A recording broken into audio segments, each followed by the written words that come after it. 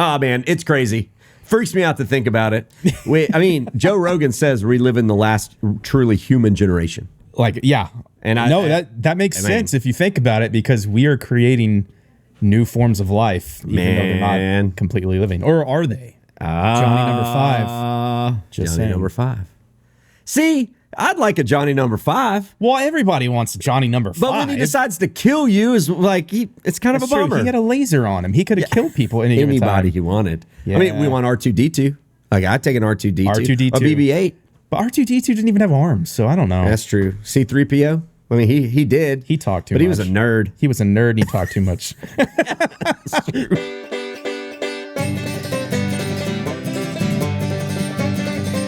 Howdy, y'all. Welcome to the Daytripper podcast. My name is Chet Garner, a.k.a. the Daytripper. I don't know. The Daytripper show, but I'm the guy who hosts it.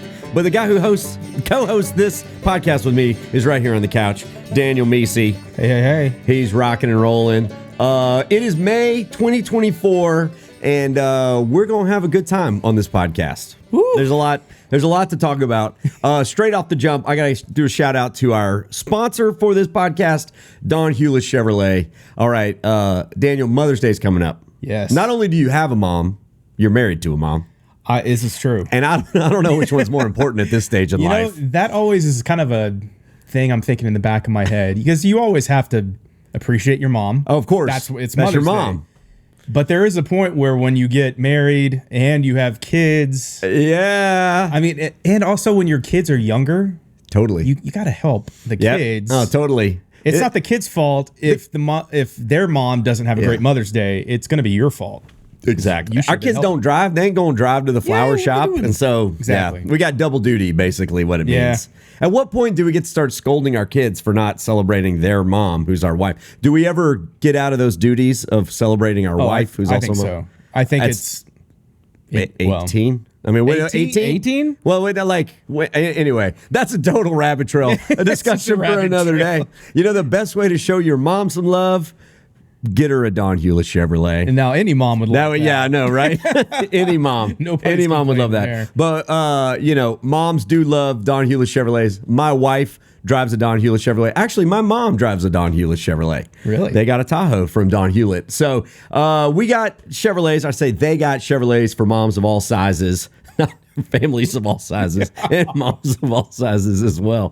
From the Equinox, if a new mom, got a small crew, don't need a whole lot of supplies, you could go up to the Traverse, then you got the Tahoe. Then if you're a big family like us, you got the Suburban.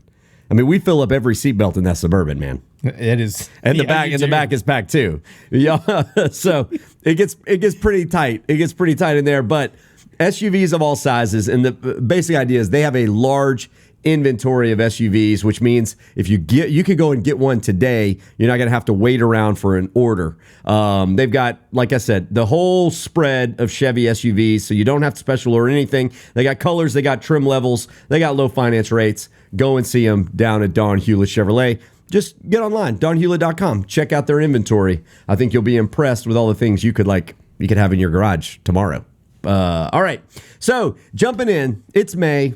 If you've been following along with the Daytripper for very long, you know that May means new episodes. Ooh. So we got 5 new episodes coming at y'all this month. They're going to premiere in Austin on Thursday nights, and then all over Texas and the country on the weekend. So whether you get your Daytripper on Saturday morning or Sunday morning, you'll get the new episodes every weekend in May. And if you're in Austin, you get it on Thursday night, and then it repeats on the weekend. I think we got a lot of people who watch. At all. Yeah, I know. But it's new to them wherever they find it. Wherever they find it. Don't expect your DVR to mark it as new. Those things fail all the time. Get it. I don't know. Yeah, who knows? It's probably our fault, Chet. Probably. You were supposed to click the little box. Click a button. Tell it people that it's new. Dang it. Yeah, you're probably right. All right, so I'm going to go off the top. We have 5 new episodes. I'm just going to mention them, and then, Daniel, I'm going to ask you your one memory from each of them. Okay. All right, we got McGregor, west of Waco. We got Borger in the Panhandle. We got Big Spring in West Texas. We got Helotes in the Hill Country, and then we got Temple here in Central Texas. So those are our 5 episodes. Daniel, McGregor, best moment.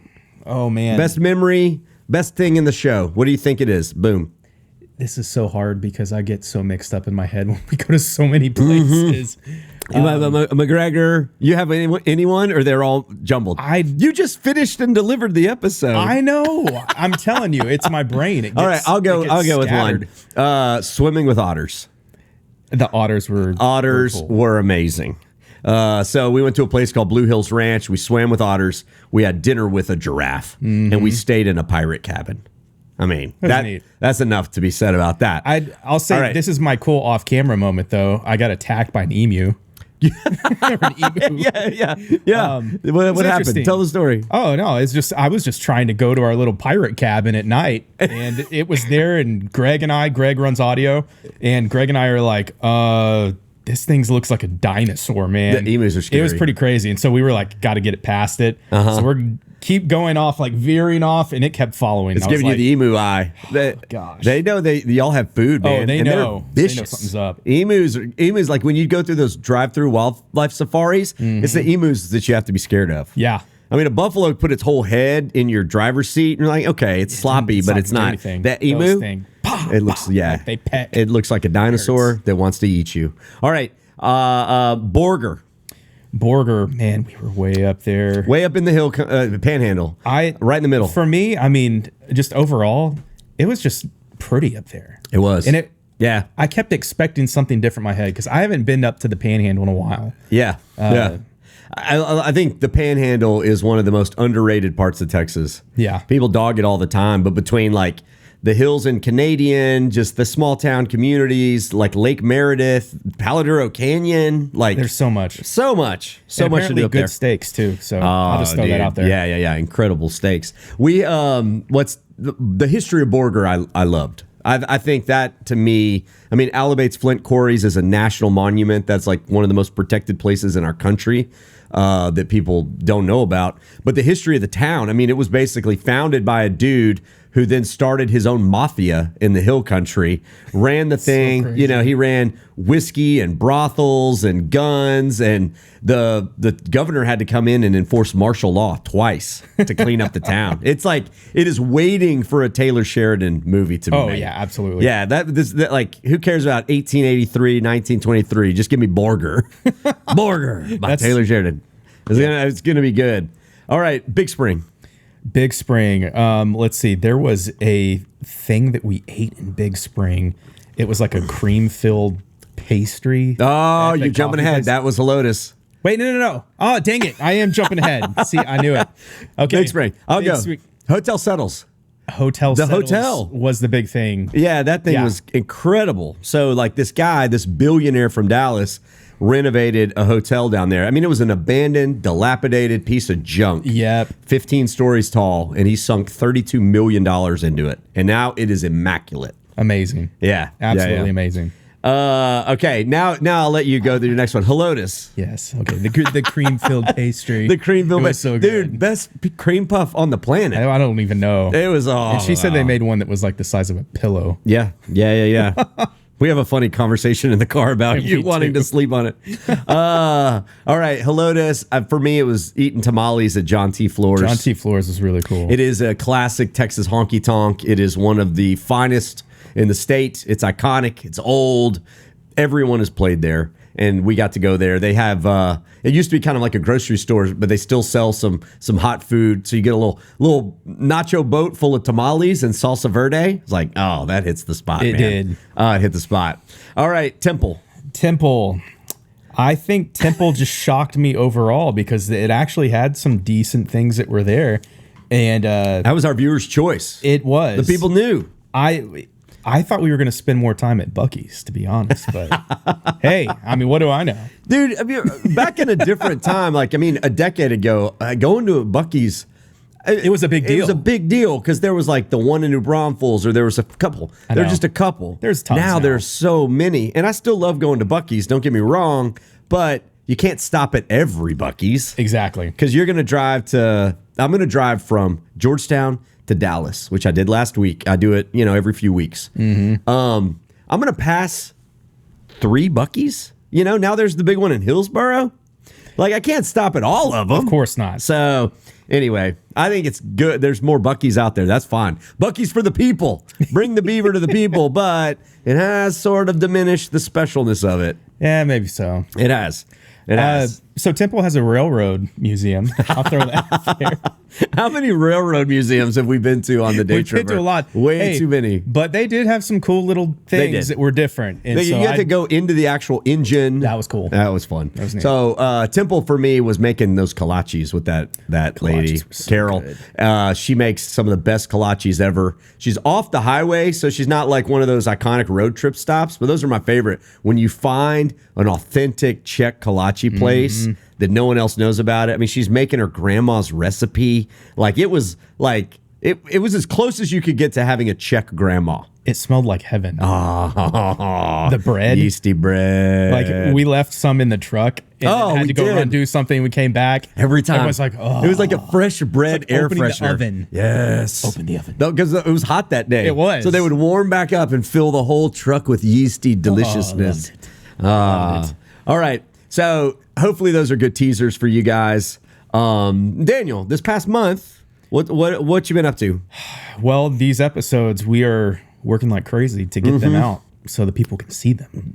Bring them to the people. So it's been a lot of that. Hey, where'd you watch The Eclipse? The Eclipse, I watched it in my backyard. Okay. So, yeah, the girls were all off school that day. Oh, did Liberty Hill cancel? Yeah. Okay. Well, Georgetown didn't. No, they no, didn't?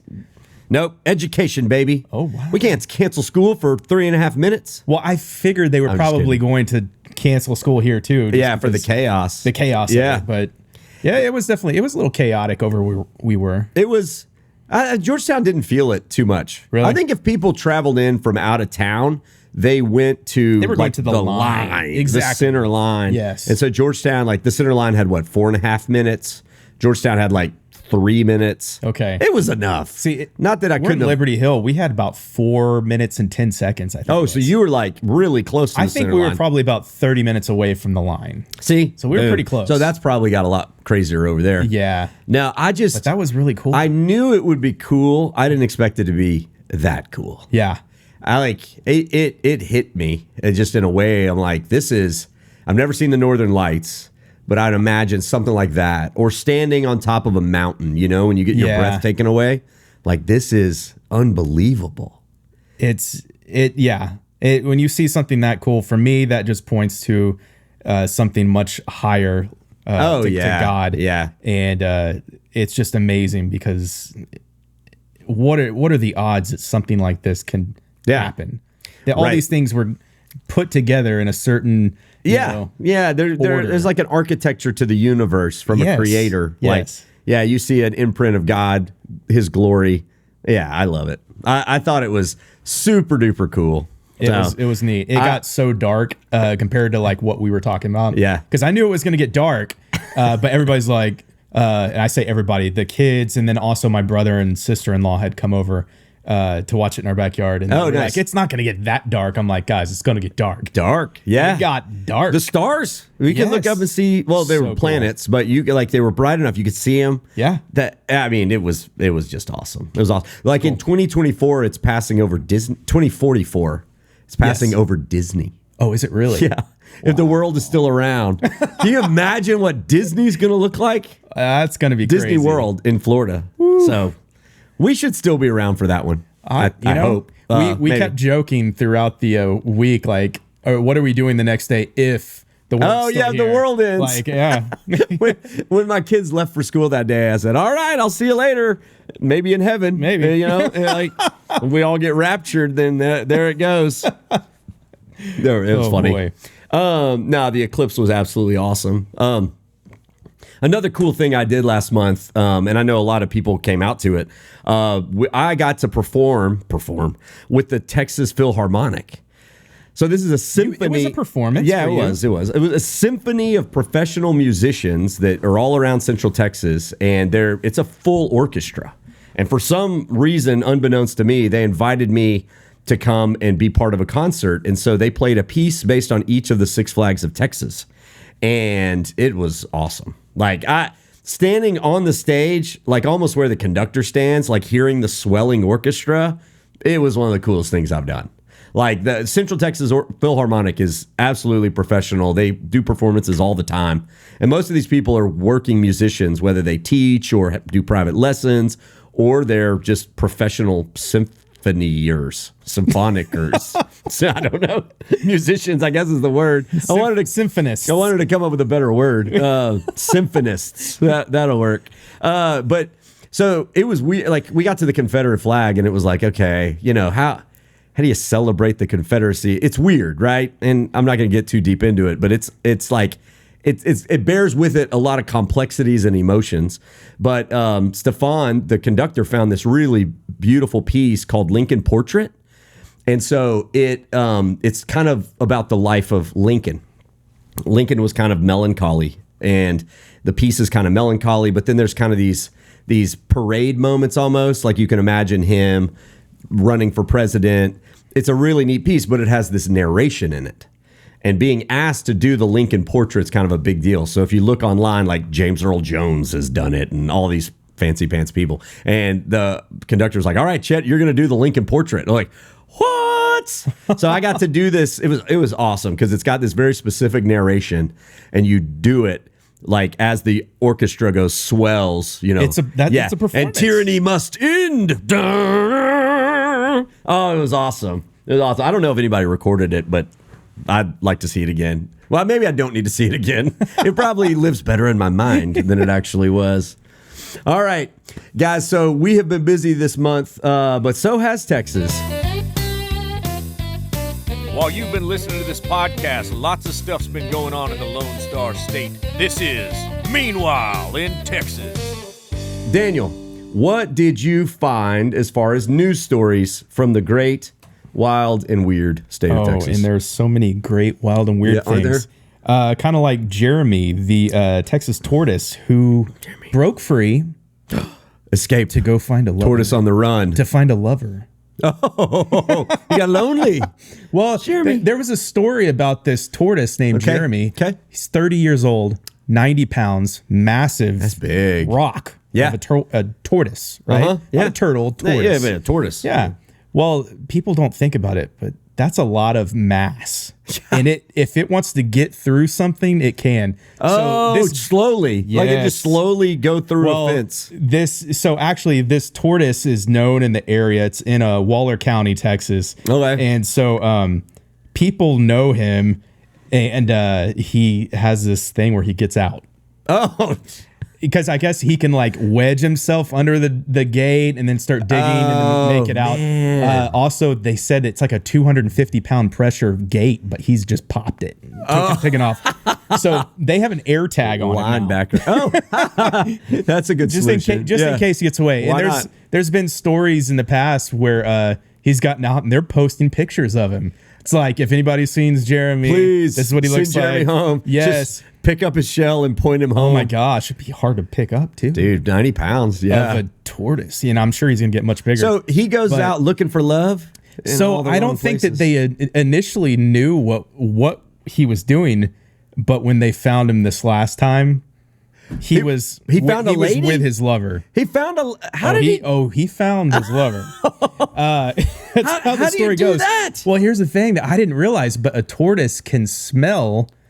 I guess if the lover, if the other one is in heat or something, 2 miles away. Oh, it can smell. Pheromones. And so, if like it wants to go, it's going. Okay. Dang, Jeremy. So Jeremy, nothing can keep him away.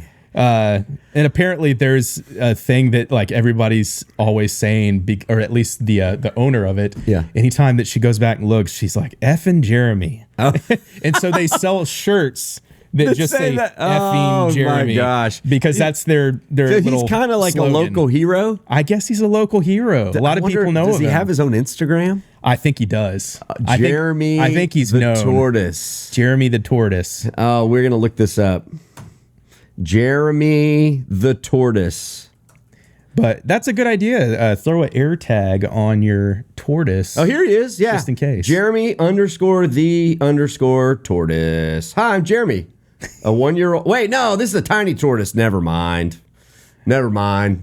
Jeremy, I'd have to do a little bit more research. Maybe they do have one. We'll have to look and see. Yeah. So it's Blue Heron Farm is actually who who owns them. Okay. So, and they do have. Okay. So they got maybe a farm Instagram. Maybe that's what it was. That's amazing. Jeremy, I hope you make lots of little tortoise babies. You only got one shot at it. I hope it was good. I wouldn't have thought a tortoise could run that fast, but just bring the lady into the pen, and then he won't escape anymore. I mean, you would think, like, you can't deny it'd be lonely. It's a lonely life as a turtle. Exactly. There's not that other mini in Texas, which is amazing. No. He found one. I'm shocked. All right. Okay, so what you find here is something. This is wild. So UT Austin has some of the smartest people in the world, and I'm not just saying that 'cause I'm a Longhorn. They have some of the smartest people in the world. So UT scientists that are part of a thing called the RoboCup Federation believe that robots will be able to win the World Cup by 2050. 2050. So we're talking like 2.5 decades. The World Cup soccer? Soccer. That robots will be proficient enough to win the World Cup by 2050. We're talking 26 years. Robots are taking over soccer. Terminator is real, and we're just going to watch robo-soccer. Okay. So, they think that these RoboCup is like this group of scientists, and they play robot soccer. It's like BattleBots, but soccer. Some of the little robots look like humanoid. They've got arms and legs. Others look like Roombas. They can kick a ball. They can kick a ball somehow, and you can control them. Okay. And I don't know if they're supposed to be like automatons, like they're can like move on their own, or if someone's controlling them. I think the part of it is they have to be AI moving on their own, but I might be wrong about that. Yeah, I would think you'd have to. So the idea is like AI has advanced technology so much. Robots are being able to see stuff, predict stuff, and using that, sentient being kind of thing, they're gonna start making enough decisions where they can play soccer at a very high level. How do you feel about that? Weirded out, dude. I'm weirded out. I don't know if I like that. So, they have robots now that can fold clothes in your house. Heard. You buy a robot and it folds all your clothes, which Laura, my wife, she would love that. My kids would love that more because they do most of the folding now. It can put away dishes, like load the dishwasher, empty the dishwasher. So these are humanoid robots. Now, they don't move that fast, but who cares? Oh, yeah. They get the job done, and they believe that these will be basically common household items within a decade. We will all have a robot. And so the question is that robot going to be like the Jetsons, like Judy on the Jetsons, or is it going to be like the Terminator, turn on us and kill us all? I think I don't like that. I know it's weird, man. I don't think I like it either. Although I'm gonna be honest, like the convenience would be amazing. Oh well, convenience is I mean, do you have a Roomba? Or something like that? We don't have a Roomba, but like you're right. That's entry level robot. We have that. So you already have a robot, dude. To it. Well, how about a phone? I mean, think about that. Yeah, kind of a robot. This right here is something that you basically can't not have on you at all given times. It's true. We are becoming the robots. I'm just saying. We're cyborgs. I mean, hey, whatever. Neuralink, Elon's thing, just put a chip in a guy's brain, and he's like, it's going great. Like, I don't know enough to talk about it, but like, supposedly it was extremely successful. Yeah. And he's a disabled person, and now he's basically overcome his disabilities. That's amazing. Yeah, to a certain degree. Oh, man, it's crazy. Freaks me out to think about it. Joe Rogan says we live in the last truly human generation. And that makes sense if you think about it, because we are creating new forms of life, even though they're not completely living. Or are they? Johnny number 5. Johnny number 5. See, I'd like a Johnny number 5. Well, everybody wants Johnny number 5. But when he decides to kill you, is like it's kind of a bummer. He had a laser on him. He could have killed people anybody he wanted. Yeah. I mean, we want R2-D2. Like I'd take an R2-D2. R2-D2. Or BB-8.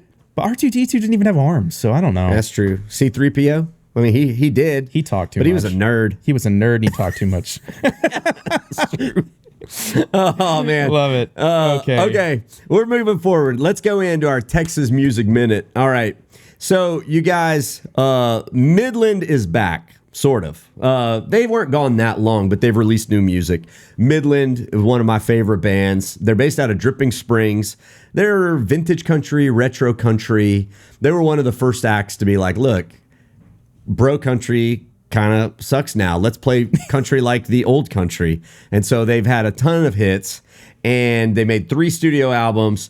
Their latest song, they don't have a new album, but they released a teaser. Okay. They were like, this song's done. Why just hold on to it? Just give it to the people, which nowadays is like the thing to do. We're kind of becoming past, we're moving past the point of like a full album. Right. People just dropping singles because that's what you want. It'll stream on iTunes and Spotify and just sort of be a thing. And then you could do an album whenever you got enough singles. But this new song is an ode to the great state of Texas. It's called Up in Texas, and I think you'll like it. Just if you're a Texan, it'll hit you somewhere in the soul. Let's go. Blue house cried in the rain, tears for it. Shining bark poured a beer for it. The Lone Star shining in the sky. Santa Ana tried for it. Davy Crockett died for it. If you've been there, you know why. Sam Houston, Star Spangled in. Jerry Jeff, Bone Jangled in. You ain't been away till you wake up in Texas. You ain't felt heartbreak till you break up in Texas. The best songs, the best bars. You ain't seen stars till you look up in Texas. Out of 10, it's 11. I bet even in heaven they say up in Texas. They made a lonesome dove. Love it. And it just keeps going and going. Love it. Willie found his luck in it underneath the come and take it flag. Billy Graham prayed for it. Jerry Jones paid for it. It's hard to talk and not brag. Lucchese Boots walked across it. Billy Bob's honky tonked it. I mean, it is just a call out. It is so much. All the best Texas things. It's missing something. It should say something about the Daytripper. Oh yeah, that would have. The Daytripper ate my pants, and they say all across it. Yeah, the Daytripper tripped it. the Daytripper tripped it. Chet and the boys tripped it. I mean, Chet tripped date or something like that. Oh man, that's such a good one. It's a good one. And every song that they make is a great like 2-step dancing kind of song ain't too. That the truth? Like they're all ain't great that the songs truth? for dancing. So anyway, go look it up in Texas. Watch the lyric video on YouTube because that's where it's at. Yeah. That way you can kind of track along. It is just, it's a love letter to Texas. So anyway, I like it. Of course, it's great. Of course. All right. Jumping ahead, we got a mid-podcast sponsor to call out. This is another one of those Did You Know? Daniels, these are always fun. Did you know that Carroll Shelby is a Texan? Shelby Cobra. Car. Yep, Shelby Cobra. But at one point, he had 2 businesses in McKinney, Texas.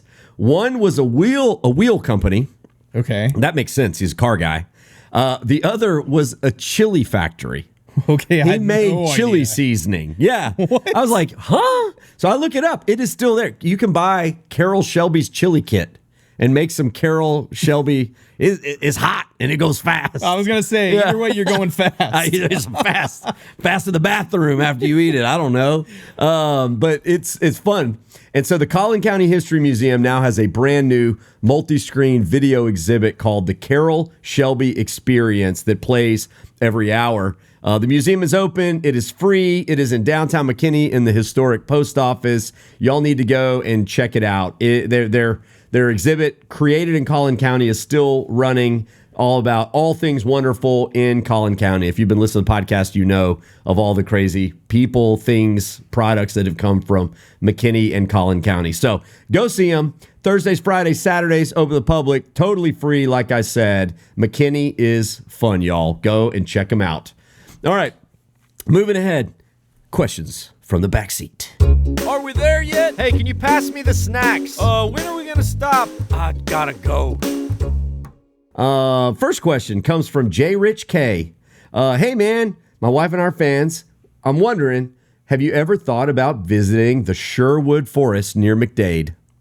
Sherwood Forest Renaissance Fair. We've talked about the Renaissance Fair every year. Last decade. So you got there's 3 big Renaissance fairs. There's Scarborough Fair, which is up in the South Dallas area. There's this one now in McDade, Elgin, Central Texas, and then Southeast Texas in the Conroe area has one.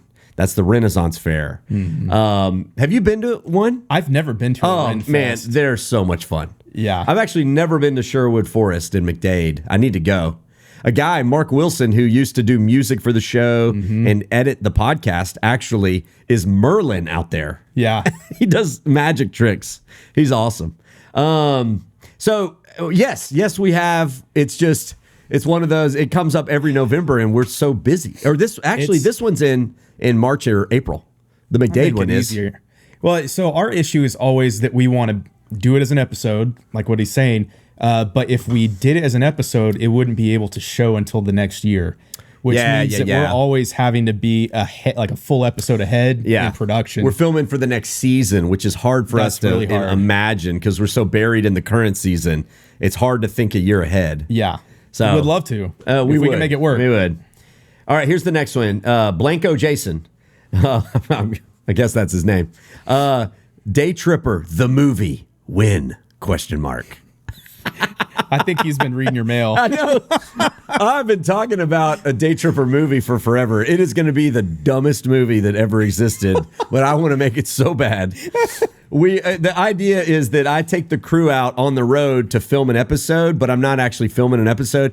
I'm just sort of tagging them along, making a documentary about me looking for Jean Lafitte's lost treasure. Yeah. And all along the way, bad things happen. Bigfoot chases us at some point. It just gets further and further down the rabbit hole. It becomes like The Hangover, where there's just what just happened? And you guys, I'm the only one with the truck, and y'all have no way home. And so y'all are basically my hostages. Perfect. I think y'all are trying to press charges. Wait, how's this different from normal shoots? This sounds pretty normal.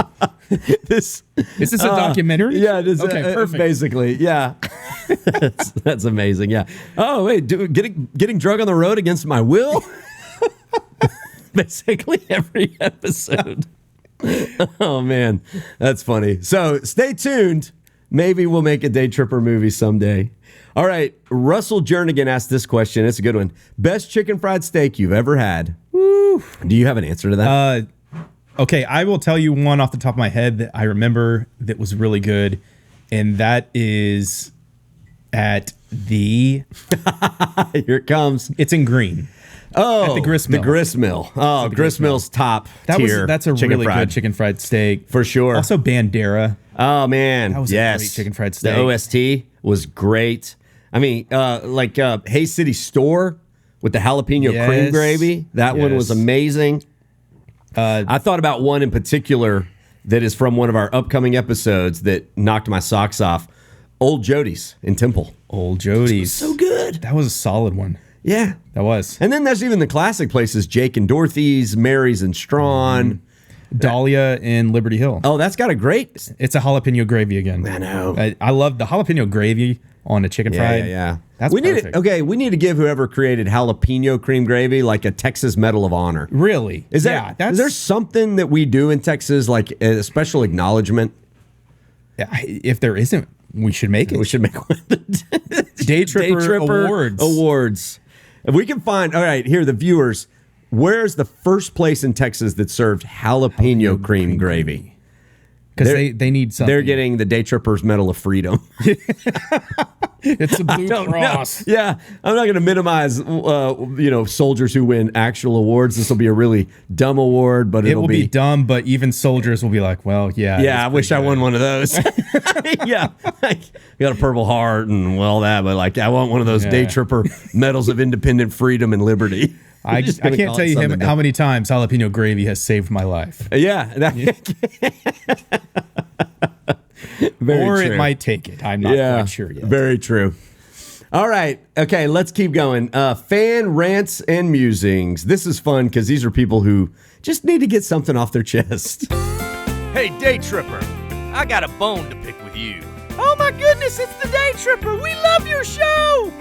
All right, here we go. Chet and the team, I watched your Canadian episode. Lovely Panhandle town. I enjoyed the segment with Chet learning to shoot out of the helicopter. That was great.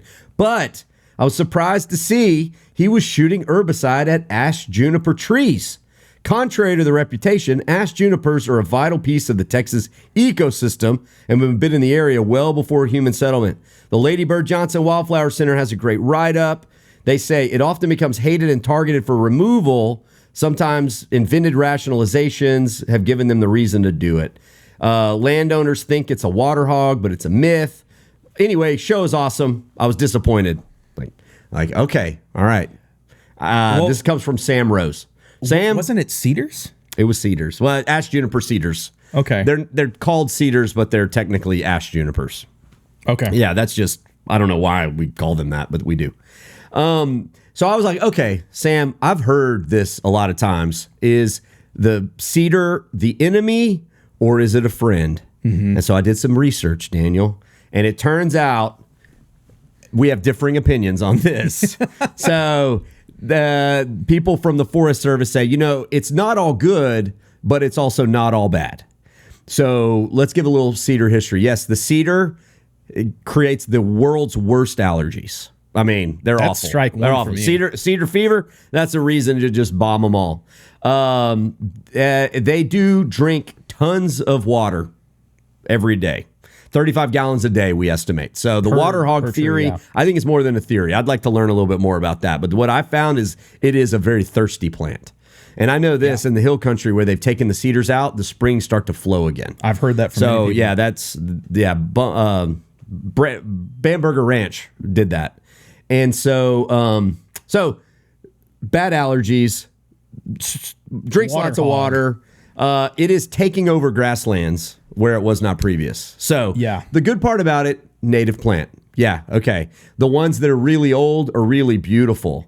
But most of what we have in the hill country is new growth cedar. And it's kind of junky and scrubby, and it's taking over grasslands. It does stabilize cliffs. But historically, the cedar would have been limited to the cliff sides. Because two things kept our cedar population down. Wildfires, which were always natural. The grasslands needed wildfires to replenish their nutrients. And then the grazing of the pasture animals, whether it was the buffalo or these big ranches that were way bigger than they are now. So we have a cedar problem. We do.